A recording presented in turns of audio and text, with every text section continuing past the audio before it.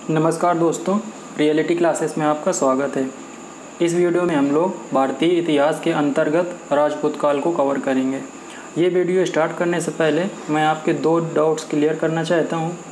पहला कि क्या मैं जो कंटेंट दे रहा हूँ वो आपके एग्ज़ाम के लिए सफिशिएंट है, तो उसका आंसर है आपके एग्ज़ाम के लिए मोर देन सफिशिएंट है। जब आप इसको देखोगे और उसके बाद याद भी करना है ना आपको, ऐसा तो है नहीं कि आपने देख लिया और एक बार में याद हो गया। हम लोग पढ़ते तो रहते हैं बहुत ढेर सारा, कहीं से भी पढ़ते रहो, कितना भी पढ़ते रहो, लेकिन वो दिमाग में आपके रुकेगा थोड़ी। और आपका एग्ज़ाम तब आप निकलेगा जब आप वहाँ पे जो क्वेश्चन आएगा उनके आप आंसर कर पाओगे। आपको ऐसा लगेगा कि आपने कहीं पे पढ़ा हुआ है, लेकिन आपसे क्वेश्चन बनेगा नहीं। दूसरा क्वेश्चन है कि क्या मैं टाइम पे सिलेबस पूरा कर पाऊँगा इस टाइम पीरियड में जितना भी है आपका। तो आपका यदि एग्ज़ाम अभी जो डेट है 15 अक्टूबर, तो उसके कम से कम एक सप्ताह पहले मेरी ये गारंटी है कि एक सप्ताह पहले मैं आपका सिलेबस कवर करा दूंगा। और कैसे कवर कराऊंगा ये मुझ पर आप छोड़ दीजिए। अभी आज 6वां दिन है और मैंने 2 टॉपिक आपके कंप्लीट करा दिए हैं, सामान्य जागरूकता और हिंदी। 15 नंबर आपके कंप्लीट हो गए। अभी आज ये 8वां वीडियो है हिस्ट्री में, इसके बाद 5 वीडियो और आएंगे, तो मतलब 2 दिन में मैं हिस्ट्री भी कंप्लीट करा दूंगा। और आज ही मैं स्टार्ट कर रहा हूँ आपका पॉलिटी भी आपका 7-8 दिन में ख़त्म हो, मतलब 7-8 उसमें लेक्चर आएंगे, तो एक दिन में 2 लेक्चर आएगा, तो 4 दिन में कंप्लीट होगा। मैं इसी हिसाब से 2 सब्जेक्ट या 3 सब्जेक्ट जैसा मुझे समय मिलेगा उस हिसाब से मैं आपका कवर कराऊंगा, तो आपको इसमें कोई टेंशन लेने की ज़रूरत है नहीं। चलिए वीडियो स्टार्ट करते हैं। तो जो हर्षवर्धन थे उनकी डेथ 647 AD में होती है। उसके बाद भारत में कोई बड़ा शासक नहीं बचा, इसीलिए हर्षवर्धन को भारत का अंतिम हिंदू सम्राट कहा जाता है। उसके बाद ये छोटे छोटे राज्यों में बट गया और वो आपस में ही अपना जो सीमा है राज्य की वो बढ़ाने के लिए संघर्ष करते रहे। इन्हीं शासकों को राजपूत शासक कहा गया। ये भारत के अलग अलग एरिया में इन्होंने राज्य किया है। अब हम लोग सबसे पहले देखेंगे कि जो राजपूत हैं उनके उत्पत्ति के संबंध में, कि राजपूत जो थे वो कहाँ से थे, उसके संबंध में अलग अलग लोगों की अलग अलग राय है। तो उसमें जो 3 लोग थे, कर्नड, जेम्स रॉड स्मिथ और कनिंघम, ये कनिंघम वही हैं ASI के पहले महानिदेशक, अलेक्जेंडर कनिंघम। इनके हिसाब से जो राजपूत थे वो विदेशी जाति के थे, मतलब इंडियन ओरिजिन के नहीं थे। जबकि गौरी शंकर हीराचंद ओझा के अनुसार ये प्राचीन क्षत्रिय थे। गोपीनाथ शर्मा के अनुसार ये ब्राह्मणों से उत्पन्न हुए थे, जबकि चंद्रवरदाई के अनुसार ये अग्निकुंड से उत्पन्न हुए थे। 4 मतों को आपको याद रखना है, डायरेक्ट पूछेगा कि किसके अनुसार ये यहाँ से बिलोंग करते थे।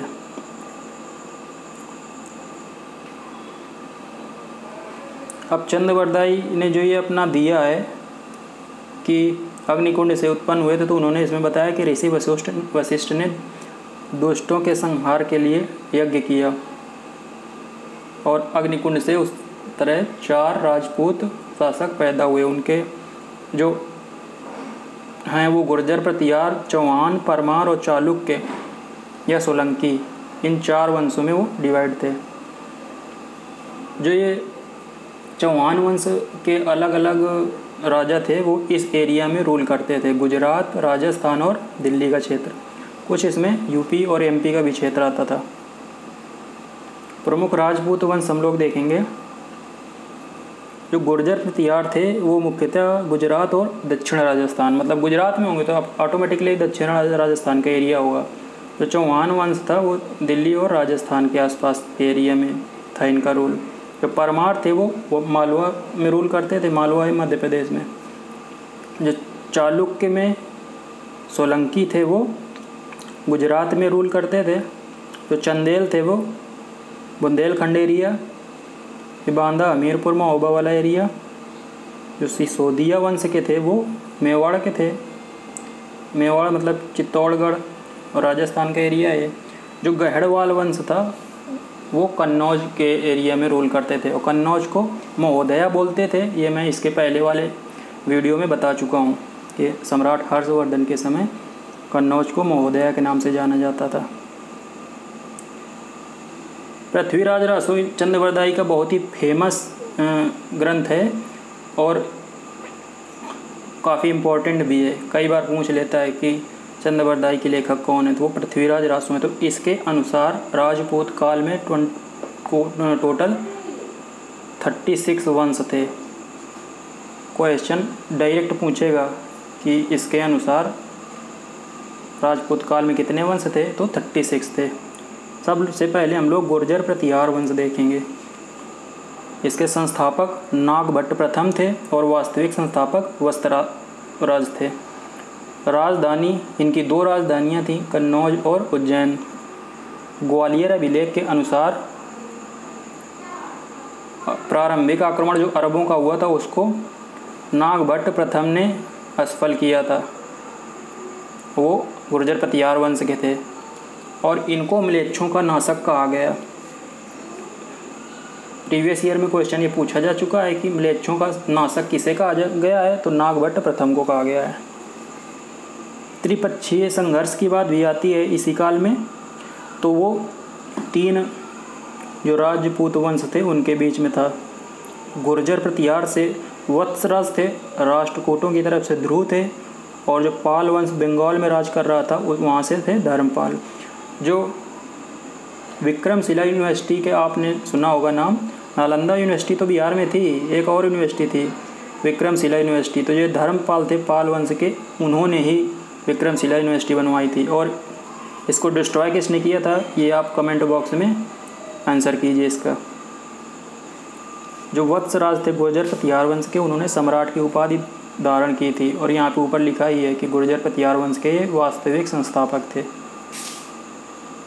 त्रिपक्षीय संघर्ष की अब देखते हैं ये त्रिपक्षीय संघर्ष क्या था। तो इसके शुरुआत में गुर्जर प्रतिहार शासक वत्सराज ने इसकी शुरुआत की थी। इन्होंने पाल शासक धर्मपाल और राष्ट्रकूट शासक ध्रुव, ये 3 पहले मतलब स्टेज में थे।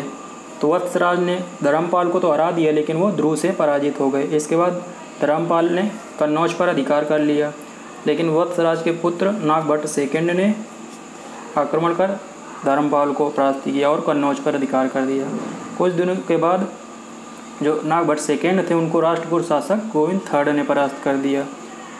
उसके बाद धर्मपाल की मृत्यु हो गई और नागभट्ट सेकंड ने कन्नौज पर फिर से अधिकार कर लिया और अपनी राजधानी बनाया, इसको कन्नौज को। प्रतिहार भोज या इनको मिहिर भोज भी कहा जाता है, उन्होंने आदि वरा की उपाधि धारण की थी। वो इस वंश के सबसे महत्वपूर्ण शासक थे। इसके बाद महेंद्र पाल ने बंगाल को पूर्ण रूप से हरा दिया। इसी वंश के शासक थे महेंद्र पाल, उन्होंने बंगाल में जो पाल वंश था उसके राजाओं को हराया था। अंतिम शासक इसके थे वो यशपाल थे। इस वंश के बारे में कुछ और महत्वपूर्ण तथ्य हम लोग देखेंगे। प्रतिहारों के अभिलेख में इन्हें लक्ष्मण का वंशज बताया गया है, जो श्री राम के लिए प्रतिहार का मतलब है द्वारपाल का कार्य करते थे। जो आपको पॉइंट दिए गए हैं बस वही याद रखने हैं, क्या क्यों कैसे उसमें आपको उलझना नहीं है कि ये लक्ष्मण का वंशज कहाँ से आ गया, श्री राम की बात कहाँ से आ गई, इसमें के बारे में आपको ज़्यादा नहीं जाना है। पुलकेशन द्वितीय के ऐहोल अभिलेख में गुर्जर जाति का सर्वप्रथम उल्लेख है। तो क्वेश्चन आएगा सीधा कि गुर्जर जाति का सर्वप्रथम उल्लेख इस अभिलेख में है, तो ऐहोल अभिलेख में है। नोट यहाँ पे मैंने लिखा है, राजशेखर एक इस टाइम पीरियड के फेमस राइटर हुए हैं। उनकी 3 रचनाएं आपको याद रखनी है, कर्पूर मंजरी, बाल रामायण और काव्य मीमांसा। अगला वंश हम लोग देखेंगे गढ़वाल वंश। इसकी राजधानी महोदया या कन्नौज थी। संस्थापक इसके चंद्रदेव थे और इनको काशी नरेश भी कहा जाता था। चंद्रदेव के पुत्र मदन पाल को तुर्क आक्रमणकारियों ने कन्नौज पर आक्रमण कर बंदी बना लिया। वह इनके पुत्र गोविंद चंद ने संघर्ष के बाद उसको मुक्त कराया। गोविंद चंद इस वंश का सर्वाधिक शक्तिशाली शासक था और अंतिम शासक थे इसके वो थे जयचंद। जयचंद का नाम आपने सुना होगा, बहुत फेमस है कि कोई जब कोई धोखा देता है ना तो बोलते हैं ना इंडिया जो भारत है वो जयचंदों से भरा पड़ा है। मोहम्मद गौरी और पृथ्वीराज चौहान की लड़ाई में मोहम्मद गौरी का साथ दिया था इन्होंने, जयचंद ने। बाद में मोहम्मद गौरी ने इनको ही पराजित कर दिया था। उसकी भी एक स्टोरी है, आपको वो स्टोरी जानने की ज़रूरत नहीं है एक्चुअल में, आगे कभी मैं देखूंगा ये, यदि टाइम मिलेगा तो आपको बताऊंगा। परमार वंश हम लोग देखते हैं। संस्थापक, राजधानी और सबसे जो प्रमुख राजा है वो आपको याद रखने हैं इस टॉपिक में, जितने भी राजपूत वंश दिए गए हैं। तो संस्थापक थे परमार वंश के उपेंद्र राज, या उनको कृष्ण राज भी बोला जाता था। राजधानी थी धारा नगरी। धार का किला आपने सुना होगा, वही ये धारा नगरी है। जो मैंने भारत के पर्यटन स्थल वीडियो कराया है उसमें धार का किला के बारे में बताया है। सबसे प्रतापी राजा जो थे इस वंश के वो थे भोज, या उनको परमार भोज भी कहा जाता है। इनका जो टाइम पीरियड था वो 1000 से 1053 AD था। राजा भोज को कविराज भी कहा जाता था और इन्होंने साहित्यिक, आयुर्वेदिक और वैज्ञानिक ग्रंथों की रचना की थी। राजा भोज चंदेल शासक विद्याधर से पराजित हुए। राजा भोज के द्वारा धारा नगरी में सरस्वती मंदिर तथा संस्कृत विद्यालय का निर्माण कराया गया। इन्होंने भोजपुर नगर की भी स्थापना की थी। तो सरस्वती मंदिर और संस्कृत विद्यालय धारा नगरी में बनाया था राजा भोज ने, और इन्होंने भोजपुर नगर की भी स्थापना की थी। अब हम लोग देखेंगे सोलंकी, चालुक्य में सोलंकी वंश। ये गुजरात में मेनली इनका एरिया था। संस्थापक थे इनके मूल राज प्रथम थे और राजधानी थी अनिलवाड़। धर्म, ये लोग जैन धर्म को मानने वाले थे। इस वंश के राजा भीमदेव या भीमवन के बारे में कुछ बातें हम लोग देखते हैं। इनके सामंत विमल शाह ने आबू में, मतलब माउंट आबू में दिलवाड़ा का जैन मंदिर बनवाया था। बहुत ही क्वेश्चन इससे बनते हैं। दिलवाड़ा का जो मंदिर है माउंट आबू में वो किससे संबंधित है? जैन धर्म से संबंधित है। इसको विमल शाह ने बनवाया था, जो भीमदेव या भीम प्रथम थे, जो उनके सामंत थे। महमूद गजनवी द्वारा सोमनाथ मंदिर ध्वस्त करने के बाद भीमवन ने इसका पुनर्निर्माण कराया था। ये भी पॉइंट आपको याद रखना है। अब हम लोग देखेंगे मूलराज द्वितीय या भीम सेकंड के बारे में। इन्होंने 1178 में आबू पर्वत के समीप मोहम्मद गौरी को परास्त किया था।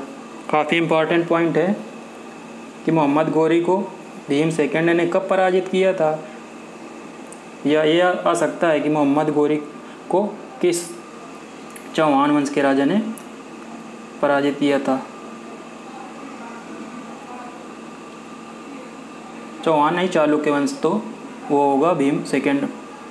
इस वंश के शासक जयसिंह सिद्धराज के समय जैन विद्वान हेमचंद ने प्रमुखता प्राप्त की तथा जयसिंह सिद्धराज के उत्तराधिकारी कुमारपाल के सलाहकार के रूप में उनके दरबार को अलंकृत किया। मोटेरा का जो सूर्य मंदिर है वो इसी वंश के शासकों ने इसका निर्माण कराया था। जो मोटेरा का सूर्य मंदिर है ना, और स्टेडियम भी है मोटेरा में, सरदार पटेल स्टेडियम, मोटेरा, गुजरात।